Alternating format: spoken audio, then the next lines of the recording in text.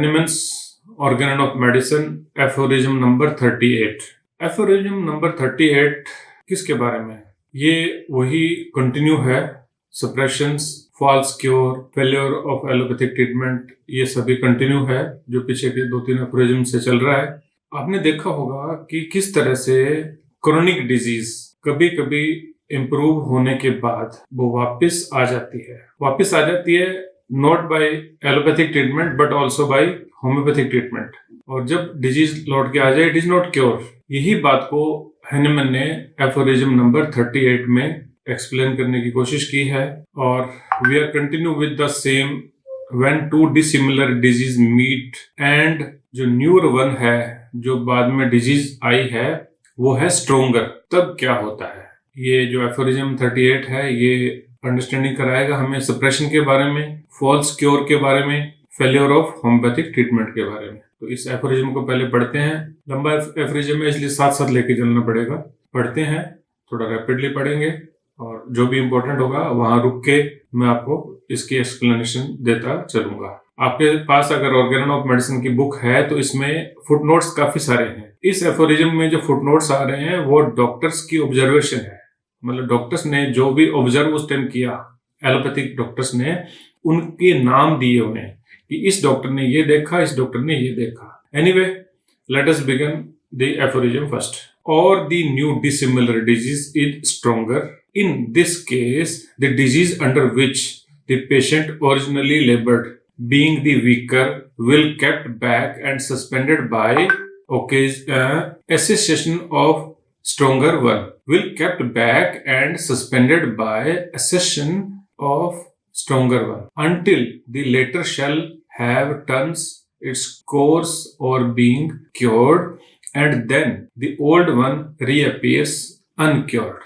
ये है वो बात जो इस एफोरिज्म में मेन आने वाली है कि जब भी जो बाद में जो डिजीज आई है, चाहे नेचुरल डिजीज हो चाहे मेडिसिन के फॉर्म में हो, वो अगर स्ट्रोंगर है तो नेचुरल वाली जो वीकर है, जो पहले से है शरीर में मौजूद, वो सस्पेंडेड हो जाती है, यानी कि एक बार के लिए रुक जाएगी, अपने इफेक्ट को दिखाना यानी कि साइन सिम्टम देना रुक जाएगी। और उसके बाद में जैसे ही वो क्योर हो गई या चली गई तो फिर से उसके साइन सिम्टम्स डेवलप हो जाएंगे, यानी कि डिजीज वापस से आ जाएगी। 2 children affected with a kind of epilepsy remained free from epileptic attack after infection of ringworm. But as soon as eruption on the head was gone, the epilepsy returned, just as before, this doctor observed. The itch, as this doctor saw, disappeared on the occurrence of scurvy, but after the cure of the latter, it again broke out. But after the cure of latter again, it broke out. So also the pulmonary thesis remained stationary when patient was attacked by a violent typhus, but went again after the latter had runs its course, observed by some doctor. Number 3 लिखा हुआ है, if mania occur in consumptive बोलते हैं tuberculosis को, patients the thesis, इसको भी, ये भी टीबी का नाम है, with all its symptom is removed by former, but if that go off, the thesis return immediately and proves fatal, जानलेवा साबित हो गई थी, observed by some doctor.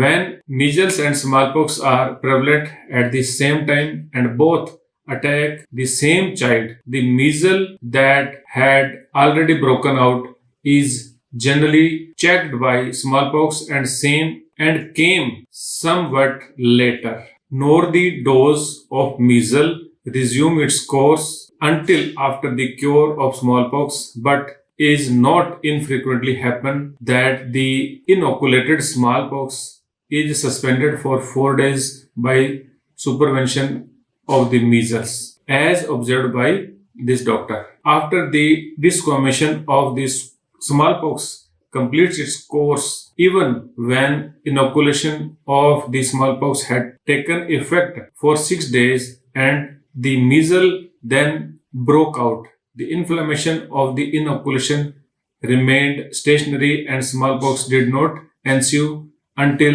the measles had completed its regular course of 7 days, observed by some doctor. In an epidemic of measles, that disease attacked many individuals on the 4th or 5th day after inoculation of smallpox and prevented the development of smallpox until it had completed its course, whereupon the smallpox appeared and proceeded regularly to its termination. The truth, smooth, erysipelatous looking scarlatina of sedum with sore throat was checked on the 4th day by eruption of cowpox, which ran its regular course, and not till it was ended did scarlatina again establish itself.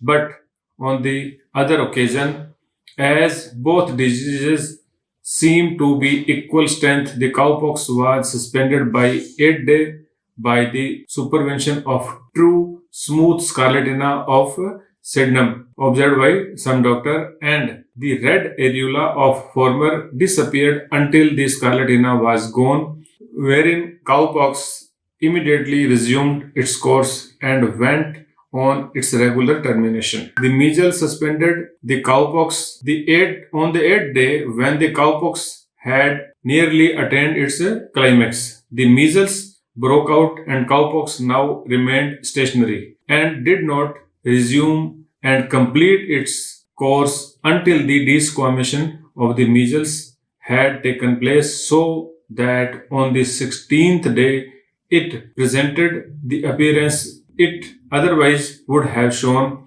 on the 10th day, as observed by some doctor. Even after the measles had broken out, the cowpox inoculation took effect but did not run its course until these measles had disappeared, as observed by someone. I myself saw, I means Dr. Hahnemann, I myself saw the mumps, angina, parotidia immediately disappear when cowpox inoculation had taken effect and had nearly attained its height. It was not until the complete termination of cowpox and the disappearance of red areola that this febrile tumefication of parotid and submaxillary gland that is caused by peculiar miasm reappeared and ran its regular course of 7 days.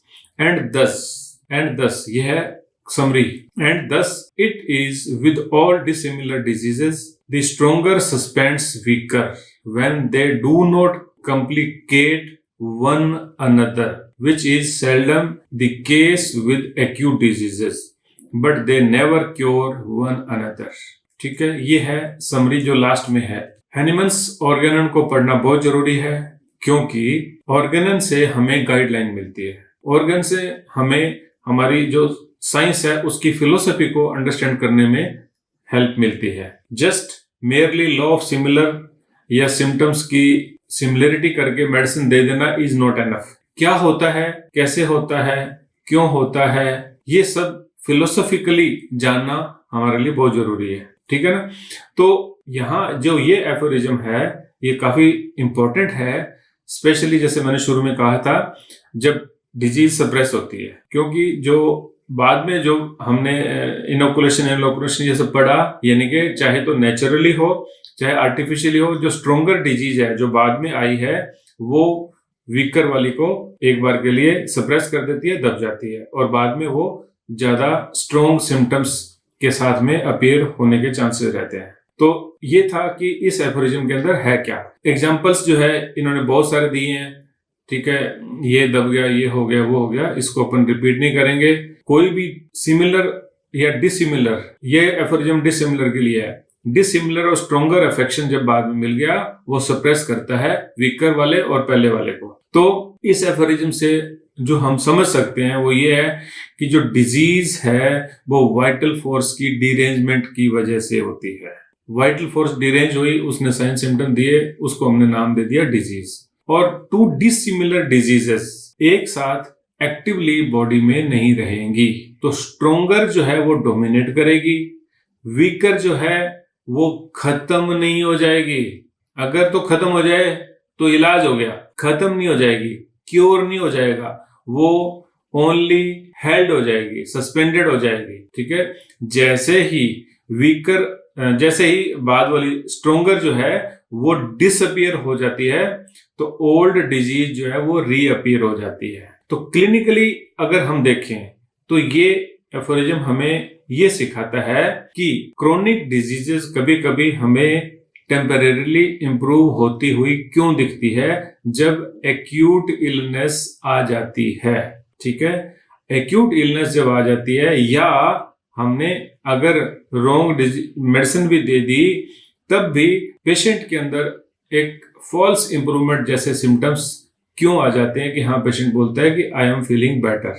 ये है इसका main कि भाई जो wrong medicine है वो भी आपको थोड़ा सा फॉल्स बेटरमेंट शो कर सकती है। और अब हमें ये भी पता चल गया कि एक्यूट डिजीज जब रिकवर हो गई तो क्रोनिक वाली, यानी कि अगर आपने आर्टिफिशियल डिजीज के रूप में मेडिसिन दी है, वो अगर स्ट्रोंगर है तो जैसे ही वो इफेक्ट लूज करेगी अपना, जैसे ही मेडिसिन का एक्शन एग्जॉस्ट होगा आर्टिफिशियल डिजीज का, तो नेचुरल वाली रीअकर हो जाएगी। तो एलोपैथी हो चाहे होम्योपैथी हो, सप्रेशन का जो सिस्टम है, सप्रेशन की जो एक अवधारणा है, जो थ्योरी है, जो प्रिंसिपल है, हैनीमैन ने यहाँ पे इस एफोरिज्म के अंदर हमें बताई है, ठीक है। तो एग्जाम्पल्स के रूप में इन्होंने एपिलेप्सी और रिंगवर्म का एग्जाम्पल लिया, इच और स्कर्वी का लिया, टीबी का, टाइफस का लिया, ठीक है, मेनिया और टीबी का भी लिया, मीजल, स्मॉल पॉक्स, काउपॉक्स, स्कारलेटिना, इन सभी का एग्जाम्पल इन्होंने लिया। मम्स का एग्जाम्पल हैनीमैन ने खुद अपने प्रैक्टिस के अंदर देखा, जो उन्होंने इसमें हमें मेंशन कर दिया। तो ये एफोरिज्म हमें बार बार ध्यान से पढ़ना चाहिए कि बीमारियां हमेशा, अगर केवल कोई एक डिजीज पेशेंट बेटर फील कर रहा है, डजंट मीन कि क्योर है। तो जो डिसिमिलर डिजीज हम देते हैं, हम डिसिमिलर मेडिसिन जब देते हैं, तब हमें फॉल्स बेटरमेंट नजर आ जाती है, ठीक है। और उसकी जो थ्योरी है ये यहाँ पे हमें सीखने को, देखने को मिली है। तो क्योर करने के लिए हमें सिमिलर और स्ट्रोंगर मेडिसिन ही देनी होगी, similar and stronger artificial disease he produce करनी होगी। वही तो लॉ ऑफ सिमिलर है, सिमिलिया सिमिलिबस कुरेंटरी, यही तो है।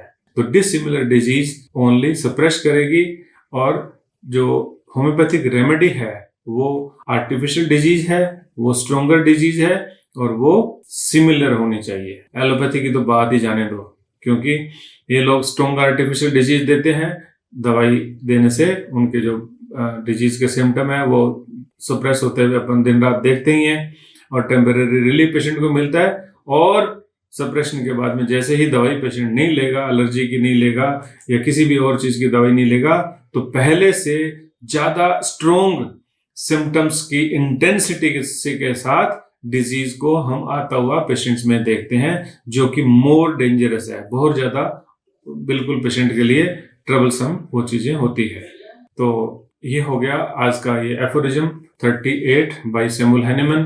तो उम्मीद है कि आपने इसको समझ लिया होगा, और अपने पेशेंट्स को सिमिलर मेडिसिन देने की हमेशा हमने कोशिश करनी है, हमने डिसिमिलर मेडिसिन नहीं देनी है। ओके।